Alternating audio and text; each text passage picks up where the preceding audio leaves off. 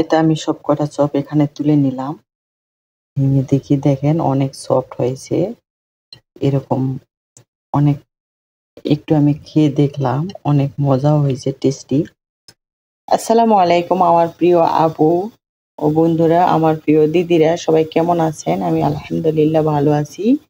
আমিও এখন ফাইনালি বানিয়ে ফেলবো মিষ্টি কুমড়ার চপ, ভাইরাল চপ। এখন আমি এটি একটু মেখে রেখে দিব। তারপরে হচ্ছে বেসন দিয়ে ভেজে নেব। এই তো আপুরা, আমি এটি 10 মিনিট রেখে দিয়েছিলাম। একটু লবণ, একটু হলুদ, গুঁড়ামরিচ সবকিছু দিয়ে আমি একটু রেখে দিয়েছিলাম। আর এখানে আমি একটা ডিম, আর হচ্ছে বেসন, আর হচ্ছে সবকিছু একটু মশলা দিয়ে, আদা রসুন বাটা সবকিছু দিয়ে আমি এখানে বেসন গুলিয়ে নিয়েছি। আর এটি এখন একটা করে দিব। একটা প্যান বসাই দিছি, এখন ভেজে নিব সবগুলি। আর আমি অনেক কিছু অফ ক্যামেরায় করে নিই আপুরা, কারণ আমার হাতে মানে একটু আগে দেওয়ার মতো কেউ নেই। আমার মেয়ে একটা, বিয়ে দিয়ে দিছি। একটা ছেলে আছে, তবুও মাঝে মধ্যে একটু হেল্প করে, মাঝে মধ্যে রুটি ভাজিয়ে দেয়। মেয়ে যখন শ্বশুর বাড়ি চলে যায় তখন বোঝা যায় যে একটা মেয়ে থাকা কত ভালো। এখন শ্বশুর বাড়ি চলে গেছে, অনেক মিস করি। সবাই আমার মেয়ে, মেয়ের জামাই, ছেলে সবাই আমার ফ্যামিলির জন্য দোয়া করবেন। আমিও সবার জন্য দোয়া করি। এই জন্য অফ ক্যামেরায় অনেক কাজ আমাকে করে নিতে হয়, তারপরে ভিডিও করি।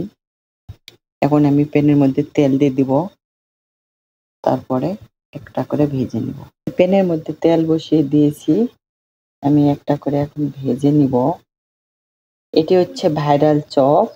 যখন বেগুনের দাম বেশি হয়ে গেছিল, আমাদের সাবেক প্রধানমন্ত্রী শেখ হাসিনা বলেছিল যে কেন বেগুন দিয়ে চপ খেতে হবে, মিষ্টি কুমড়া দিয়েও তো চপ বানা যায়।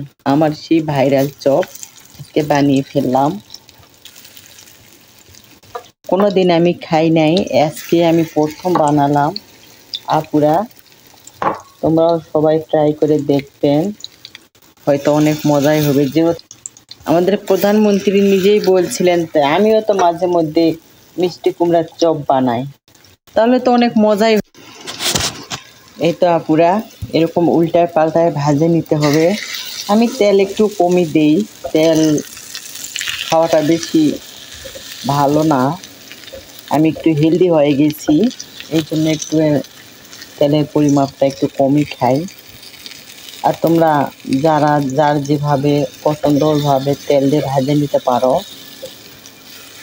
আমি একটু হালকা তেলেই ভাজলাম, ডুবে ভাজলাম না। আমি দেখেছি যে সিদ্ধ হয়েছে না, না অনেক সুন্দর সিদ্ধ হয়ে গেছে,